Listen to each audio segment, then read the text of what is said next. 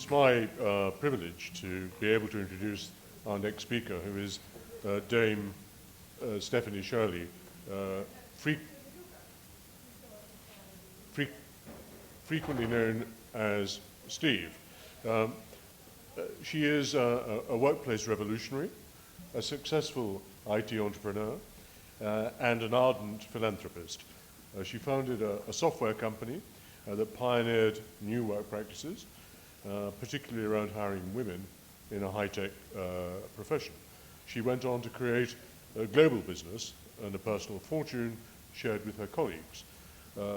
Dame Stephanie founded AMRC member Autistica in 2004, and she has initiated or supported some 100 or so autism projects since then, valued at around £50 million. Dame Stephanie is an incredibly busy person. Her published schedule is quite astounding, and I'm very glad she could be with us today. And I was very pleased to see that her next public performance as a speaker is at the annual Ada Lovelace dinner at Balliol in 2 weeks' time, the 200th anniversary of the birth of Ada Lovelace. And Ada Lovelace has been for a very long time a heroine of mine, because like Dame Stephanie, I was trained as a mathematician, and Ada Lovelace was the first woman programmer, but in practice probably the first programmer. And Dame Stephanie is her very illustrious successor. Dame Stephanie.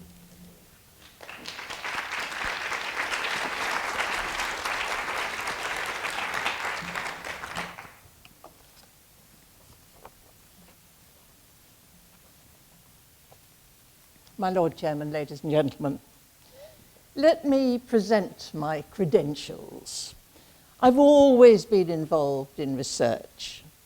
I started aged 18 as an IT researcher prior to managing computers, systems, electronics, avionics, and eventually atomic research, always for the government. All my wealth comes from 31 years as an IT entrepreneur, starting with £6 back in 1962 on my dining room table. My IT company was publicly quoted, and it employed 8,500 people when it was taken over some 8 years ago. It is now part of the Sopra Steria Group. My autism journey, and that's really what at my focus now, it started as a direct sponsor of autism research.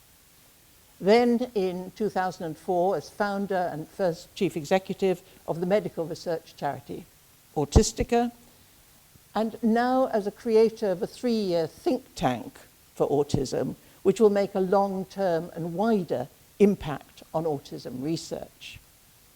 I'm also currently funding some basic research in CDD, childhood disintegrative disorder, which has several features in common with autism, including that odd thing, regression. And I'm serving on the Parliamentary Commission on Autism. So despite those vastly different fields, the basics are generic. Discover, gather, analyze, create, share, and as we've just heard, perhaps it should be exploit. Round about the millennium, I'd set the target that we should understand the causes of this perplexing disorder by 2012. Later that was relaxed to 2014. And halve its global cost by 2020. Now, to date, nearly into 2016, we do understand the causes of some 5% of the cases. But the cost target might be achievable, though through earlier diagnosis, effective intervention, and changes in society, such as people on the autistic spectrum getting into paid work.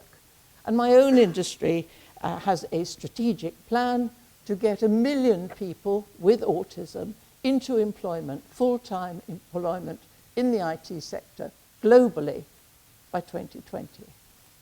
And my business years have made me a great believer in managing to targets.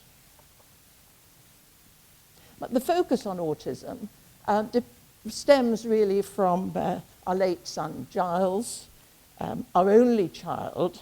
So let me tell you about him, because if you don't understand it, he was a beautiful baby who was so contented that at first I thought he was doing rather well.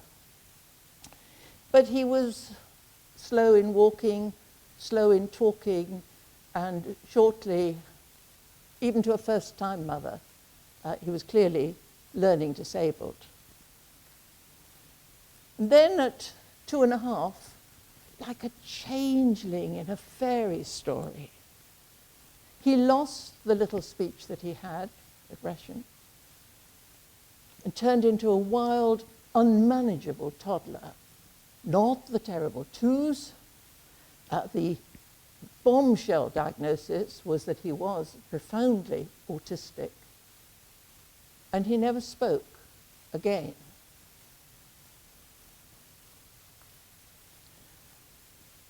A feasibility study costed my first autism research proposal at 0.4 billion, and that was wildly beyond my financial capacity. But over a decade later, the Gates Foundation sponsored a more generalized project, allowing a relatively modest grant, 130 million, from the Shirley Foundation to fund the global health network that Nick Johnson just mentioned, to fund that global health network, to provide the community of practice for autism spectrum disorders, which was my aim. My second attempt was with a multi-year autism research project with a northern university. I sort of felt going through a university gave me some due diligence. But after about a year, I realized that the sample sizes were just too small. So I cancelled it. To quote Florence Nightingale's dictum, it had done no harm, but it was clearly never going to get anywhere. And since then, I've supported, as the chairman said, about 100 autism projects, not all to do with research, of course, totaling over 50 million, many of which I've initiated as well as funded. You'd think it would be easy to give away money. But it's an ongoing journey to learn how to give money away wisely. How does a lay person like me ensure that medical research grants are well directed? I went out of my way to serve for 2 years as a trustee of the American research charity, which later became Autism Speaks, before setting up Autistica as now the leading autism research charity in the UK. And I'm an entrepreneur, and I had to learn how to professionalize it. And at that time, the AMRC was crucially important to me. I was mightily in awe of the 40 or so questions it asked in its initial questionnaire or application form. And they were all just good due diligence things to ensure that research was of good quality. Autistica, I'm proud now to be its president, took 5 years to achieve membership, partly because the AMRC's demand for ever higher standards in its membership. It was so frustrating that each time we thought we'd met all the requirements, a new one seemed to be added. The first requirement that we hit, Autistica had to meet, was to have its own research director. Our current research director is present, but at that time, in those days, we didn't have one in the early years. And then we had to have a published research strategy, which we achieved in 2009. And finally, we had to have issued and completed a call for proposals, And that was achieved in 2010 and qualified us for AMRC membership. Now, Autistica's focus has since shifted from asking new questions to verifying existing ones and learning to apply the answers. Worldwide, there are only about 100 post-mortem autistic brains in the US, Netherlands, and the UK combined, and there's a brain bank being planned in Canada. So it was important to me, among other basic research, that Autistica founded the Oxford Brain Bank for Autism, and that contains my late son's brain, helping others now it is no longer of use to him.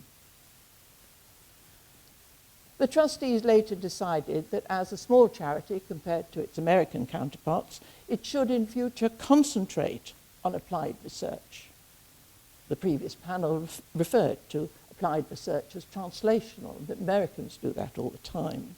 But basically research which translates into meaningful clinical applications to deliver answers and solutions to the community. The charity's current 5-year strategy follows its 2013 consultation of 1,000 families in England affected by autism. And that came up with 3 clear priorities. Earlier diagnosis, well, I could have guessed that actually.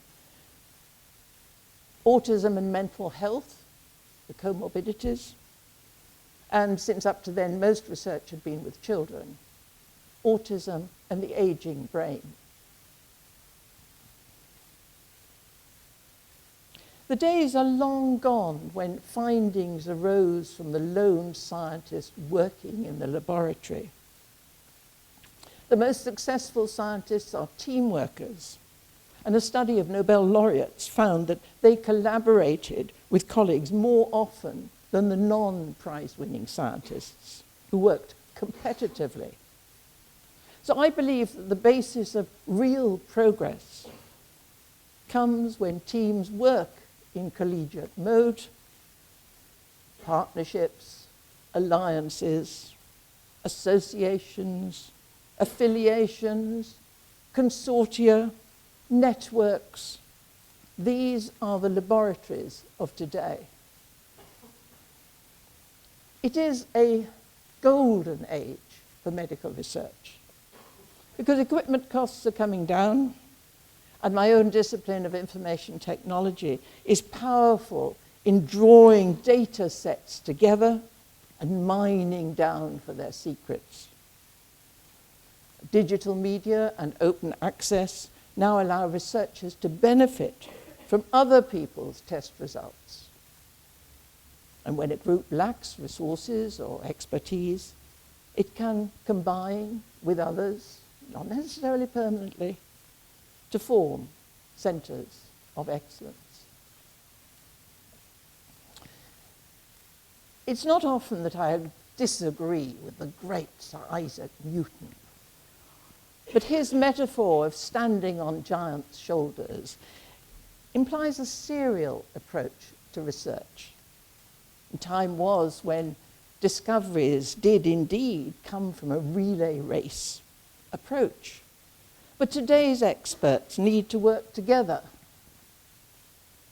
addressing the challenges in groups with changing leaders, as cyclists do in a peloton formation. The UK is a world leader in medical research, and AMRC members collectively invest, mainly in British universities, more than either the Medical Research Council or the National Institute for Health Research. And the association is a strong collective voice for medical research and health charities in the UK. And that ensures that research funding is well directed, focused on improving lives. And one of the other things I'm currently supporting is quality of life measures for people with autism. Additionally, the association tends to helps to sustain public generosity by having its member teams learn to demonstrate how research helps people. We've all seen the improvements in survival rates for many forms of cancer. We've all heard, if not learnt, the ways in which we can protect our hearts. And we now understand the significant impact of our genetic makeup. These are all products of research. Donors, we don't necessarily give to the most needy. We're all motivated by pleasure. And each person knows if it's children or the elderly or animals or green issues or the developing world or health or disability or research where they want to make a difference. People give blood and donate organs. People give time and skills. People provide services and make introductions. And they give money. And donors look to the AMRC as a form of due diligence. And several grant givers would not look at Autistica before we had membership. Giving is learned early, perhaps as part of family tradition. Devout people give dutifully to satisfy divine will. Enlightened self-interest is when we give to others and so indirectly help ourselves, perhaps as insurance. My very first trusteeship was with Help the Aged, or what is now Age UK. I was given so much as an unaccompanied child refugee that what else can I do but give back?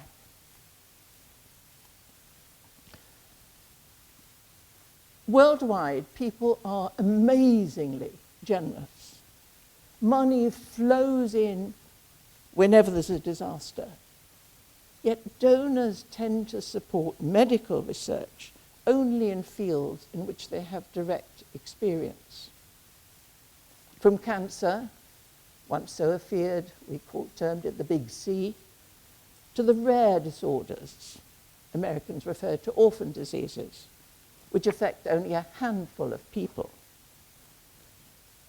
Rare they may be, but Find a Cure, the fundamental diseases charity, estimates that there are between 5,000 and 7,000 different rare diseases. And autism was classed as rare when my son was born. We now know it impacts more than 1 in 100 people. From year to year, it can seem as if some areas of research are not proceeding as fast as we'd like. Even the most staid of scientific findings is tentative, always subject to review. Each new finding raises new questions to build on, probe and exploit, so that we can be more confident about the conclusions. Good scientists not only write papers, but they also spend time pulling them apart. And that is what robust scientific inquiry is, and is necessary to ensure research findings and their interpretation have a solid base. Research is also expensive. It's often slow. Sometimes it produces absolutely nothing, or even results we do not want. And research is humbling for the individuals, simply because everything that one does needs verification and is open for reconsideration. Every clever idea is subject to peer review. And that can sometimes, you know, from my own experience, that can sometimes be a cruel tool because we have to arbitrate between good projects of near equal worth. New treatments are being tried all the time, but very often research has not always shown that they work or if they're safe. We need large, robust, well-controlled studies evaluating if effectiveness is better than placebo. And without good evidence, we're just tinkering around the edges. As Sherlock Holmes said, it's a capital mistake to theorize before one has data. So it's not necessarily a bad thing when the science community changes its mind. Science is always creating new knowledge at the forefront. Nobel laureate Richard Feynman wrote in 1996, "The worthwhile problems are the ones that you can really solve or help solve, the ones you can really contribute something to. A problem is grand in science if it lies before us unsolved and we see some way to make a little headway into it." I wish success to all researchers and have infinite faith in science and its advance. And progress will accelerate when, as we've heard, the farmer get more and more involved, and when charities work more and more cooperatively with them and with each other. An extreme example is the acceleration in cancer research once the two major cancer charities combined. We cannot always expect dramatic breakthroughs, such as cracking the genetic code or the discovery of stem cells. We rather seek a series of incremental advances. For it is by trial and error, by subtle probing and evaluation, that we generally get to understand the beautiful secrets of nature. But practitioners should know that medical research is both important and urgent. Why do we still know so little about autism when we've been researching into it for 70 years? Now, my age gives me an urgency that you youngsters lack, but research cannot be hurried and can take years. So I have learnt urgent patience. Oh, how I wish I was starting again and could work alongside. Thank you very much.